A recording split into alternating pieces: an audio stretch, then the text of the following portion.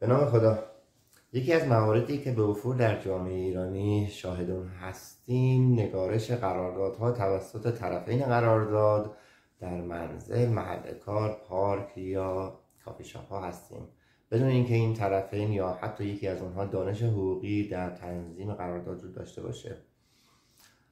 عزیزان ببینید، نگارش قرارداد دارای اهمیت خاصیه، چرا که شما میخواید با استناد به اون قرارداد حقوق خودتون رو تضمین کنید و به حق حقوق خودتون برسید، یا کالا یا مالی رو که مورد معامله قراردادی تحویل بگیرید یا به فروش برسونید.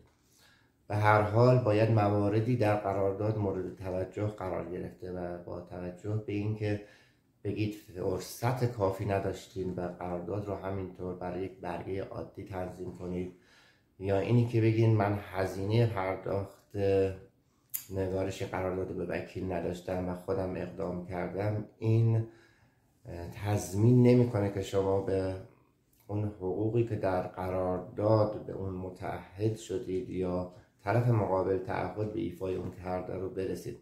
بنابراین پیشنهاد من اینه که در نگارش قراردادها به هیچ عنوان عجله نداشته باشید.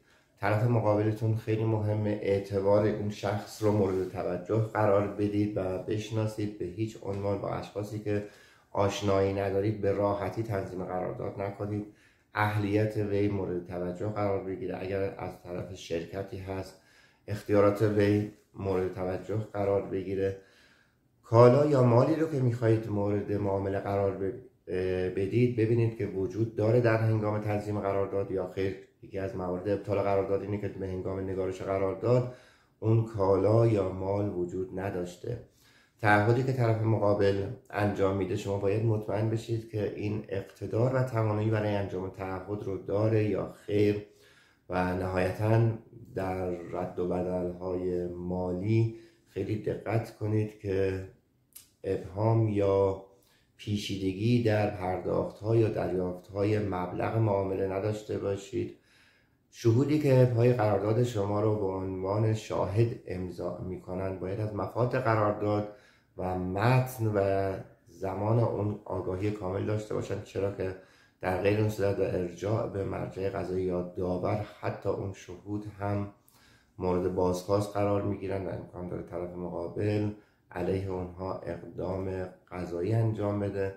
به هر حال به بهانه اینکه فرصت نبود، شب بود، امکان داشت این قرارداد از دستم خارج بشه، این معامله خیلی سودآور بود و لازم بود ریسک کنم، تنظیم قراردادی رو انجام ندید که فردا روزی نه تنها به درد شما نخوره بلکه به عنوان یک وسیله در تضییع حقوق شما از اون مورد استفاده قرار بگیره.